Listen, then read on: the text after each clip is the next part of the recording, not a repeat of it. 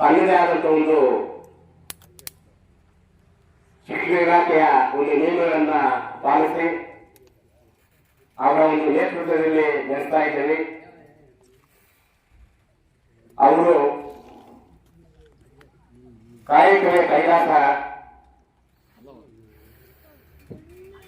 ಉದ್ಯೋಗಂ ಪುರುಷ ಲಕ್ಷಣ ಎಂಬ ಅನೇಕ ಒಳ್ಳೆಯ ಗುಣಗಳನ್ನ ತನ್ನ ವೃತ್ತಿ ಜೀವನದಲ್ಲಿ ಅಳವಡಿಸಿಕೊಂಡು ಮಾತು ಕಡಿಮೆ, ಕೆಲಸ ಜಾಸ್ತಿ, ದಿಟ್ಟವಾಗಿ ನೇರವಾಗಿ ನುಡಿಯತಕ್ಕಂಥವರು, ಶಿಸ್ತಿನ ಸಿಪಾಯಿಯಾಗಿ ಪ್ರತಿಯೊಂದು ಶಾಲೆಗೂ ಭೇಟಿ ನೀಡಿ ಆ ಶಾಲೆಯ ಕೆಲವು ಕುಮ್ಮುಖತೆಗಳನ್ನ ಬಗೆಹರಿಸುವ ಒಂದು ಒಳ್ಳೆಯ ಲಕ್ಷಣಗಳನ್ನ ಗುಣಗಳನ್ನು ಹೊಂದಿರತಕ್ಕಂಥವರು.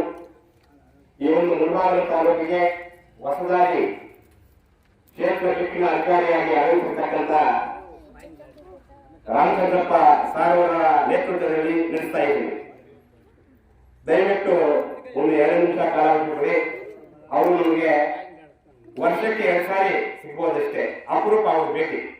ಅವರಿಗೆ ಈ ಒಂದು ಶಾಲೆಯ ಕೆಲವು ಹಿನ್ನೆಲೆಯನ್ನ ತಿಳಿಸಿ ಬಹಿರಂಗಾರದನ್ನ ಏರ್ಪಡಿಸೋಣ.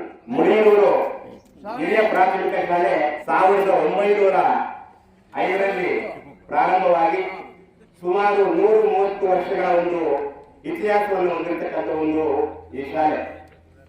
ಈ ಶಾಲೆ ಸುಮಾರು 15ರಿಂದ 20 ಹಳ್ಳಿಗಳ ಹುಡುಗರು ಈ ಶಾಲೆಯಲ್ಲಿ ವ್ಯಾಸಂಗ ಮಾಡಿ ರಾಜ್ಯ ಮಟ್ಟದಿಂದ, ಅಂತಾರಾಜ್ಯ ಮಟ್ಟದಿಂದ, ವಿದೇಶದಲ್ಲಿ ವ್ಯಾಸಂಗ ಮಾಡಿ ಅತ್ಯುನ್ನತ ಹುದ್ದೆಗಳನ್ನ ಅಲಂಕರಿಸಿ ಈ ಒಂದು ಶಾಲೆಗೆ ಉತ್ತಮವಾದಂತಹ ಒಂದು ಕೀರ್ತಿಯನ್ನು ತಂದುಕೊಟ್ಟಿದ್ದಾರೆ. ಹಾಗೆ ಈ ಒಂದು ಮುಡಿಯೂರು ಗ್ರಾಮ ಇಂದಿನ ಕಾಲದಲ್ಲಿ ಜೋಡಿ ಗ್ರಾಮ. ಆ ಜೋಡಿ ಗ್ರಾಮದವರು ನಮ್ಮ ಮುಡಿಯೂರು ಗ್ರಾಮದ ಅನೇಕ ಬ್ರಾಹ್ಮಣ ಕುಟುಂಬದವರು ಈ ಶಾಲೆಗೆ 18 ಎಕರೆ ಜಮೀನನ್ನ ದಾನವಾಗಿ ನೀಡಿತ್ತು. ಅದೇ ರೀತಿ ನಮ್ಮ ಮುಡಿಯೂರು ನ್ಯಾಷನಲ್ ಹೈಸ್ಕೂಲ್ಗೆ 60 ಎಕರೆ ಜಮೀನನ್ನು ದಾನವಾಗಿ ನೀಡಿರ್ತಕ್ಕಂಥ ಒಂದು ಕೀರ್ತಿ ನಮ್ಮ ಮುಡಿಯೂರಿಗಿದೆ.